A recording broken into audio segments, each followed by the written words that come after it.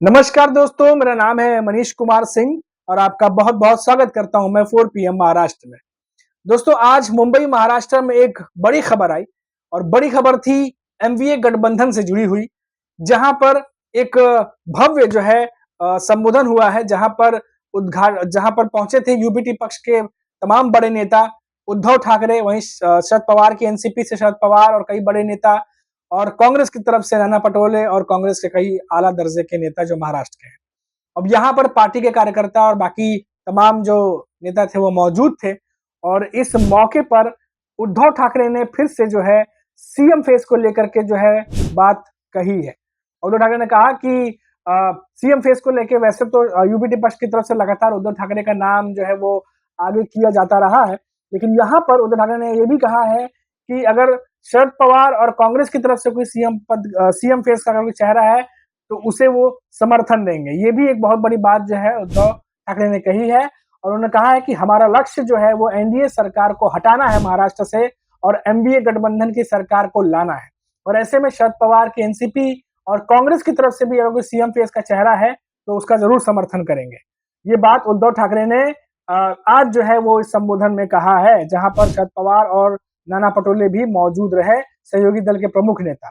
अब देखिए कि ये बात जो है बार-बार हो रही है कि सीएम फेस के चेहरे को लेकर के उद्धव ठाकरे का नाम सामने आ रहा है। लेकिन शरद पवार की एनसीपी और कांग्रेस बार-बार ये बात कह रही है कि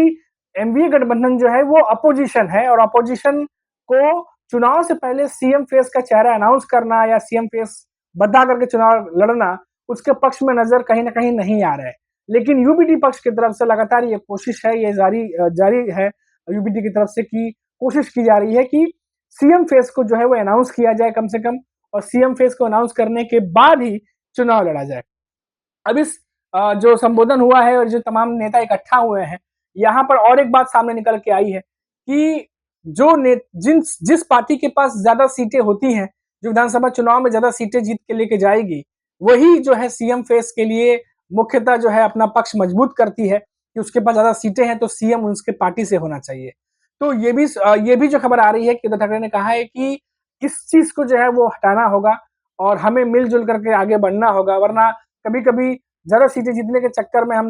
देखते हैं राजनीति में कि कई बार पार्टियां जो है वो आमने-सामने ही एक दूसरे को पीछे खींचने के लिए तमाम राजनीतिक हथकंडे अपनाने लगती हैं, कई दांवपेच चलने लगती है, जिससे कहीं न कहीं खुद की पार्टी के अलायंस में नुकसान होता है और अपोजिशन की जो सामने की पार्टी होती है उसको फायदा पहुंच जाता है। तो ये चीजें भी ना हो, मिलकर लड़ने की बात कही है और साथ ही कहा कि अगर शरद पवार एनसीपी जो है और कांग्रेस की तरफ से भी कोई अगर सीएम फेस का चेहरा वो चाहते हैं कि उसको सामने रखें, तो उसका वो समर्थन करेंगे। एक बहुत बड़ी बात आज उद्धव ठाकरे ने कही है। वहीं अगर देखिए जो कांग्रेस और शरद पवार, चाहे वो शरद पवार हो या नाना पटोले हो, अभी तक इन दोनों बड़े नेताओं ने सीएम फेस को लेकर के अभी तक कोई भी संबोधन या इंटरव्यू नहीं दिया है और हालांकि पार्टी के अंदर से ये बात लगातार सामने आती रहती है कि सीएम फेस का चेहरा चुनाव से पहले अनाउंस करने के पक्ष में कांग्रेस या शरद पवार की एनसीपी नहीं दिख रही है। अब देखिए कि शरद पवार जो है अगर आप सीरीज वाइज देखिए, सीरियल लाइन से देखें तो संजय राउत जो है उन्होंने सबसे पहले उद्धव ठाकरे का नाम आगे किया था सीएम फेस के लिए, जिसके बाद से चर्चा जो है लगातार शुरू हो गई थी कि कौन होगा सीएम फेस का चेहरा। उसी जब एनडीए गठबंधन में ये चर्चा जोर शोर से चलने लगी तो महायुति के अंदर भी जो है कई नेता और मीडिया के सवाल जो है उनसे पूछे जाने लगे कि उनके तरफ से सीएम फेस का चेहरा कौन होगा। और कई बार हमने देखा कि जो मायावती के नेता हैं उन्होंने घुमा घुमा के गोल मटोल जवाब दिए और कहा कि जो आला नेता जो डिसाइड करेंगे हम उस पर काम करेंगे। अभी फिलहाल सीएम फेस का चेहरा किसी को मानकर नहीं चल रहे और किसी का नाम नहीं बता रहे। और लेकिन यही बात करें अगर एनडीए गठबंधन की तरफ से तो यहाँ से एक नाम जो है वो सामने आता रहा बार-बार, वो था उद्धव ठाकरे का। अब देखिए उद्धव ठाकरे बहुत ही कम दिल्ली जाते हैं, सभी को पता है, क्योंकि खुद जितने लोगों को मिलना होता है वो खुद मुंबई आते हैं, मातोश्री आते हैं, वहाँ मुलाकात होती है। लेकिन उद्धव ठाकरे इस बार दिल्ली पहुंचे, वहां जाकर के इंडिया अलायंस के जितने भी बड़े नेता हैं, राहुल गांधी हो, सोनिया गांधी हो, मल्लिकार्जुन खड़गे हो या फिर आप पार्टी के जो अरविंद केजरीवाल हैं, उनके तमाम नेता उनके परिवार से भी मिले। तो कई सारी ऐसी बातें हुई हैं जो काफी सालों बाद देखने को मिली हैं। और वहां पर भी जब उद्धव ठाकरे गए थे तो लगातार एक ही चर्चा जोर शोर से चल रही थी कि सीएम फेस के चेहरे को लेकर क्या उद्धव ठाकरे के नाम पर सहमति बनेगी या नहीं बनेगी। यही बात बार बार देखने को मिल रही थी। और जब उद्धव ठाकरे वहां से लौटे तो हालांकि वहां से कोई पक्की खबर नहीं आई, लेकिन ये जरूर था कि सीएम फेस को लेके उद्धव ठाकरे का नाम जो है वो आगे जरूर चल रहा है। लेकिन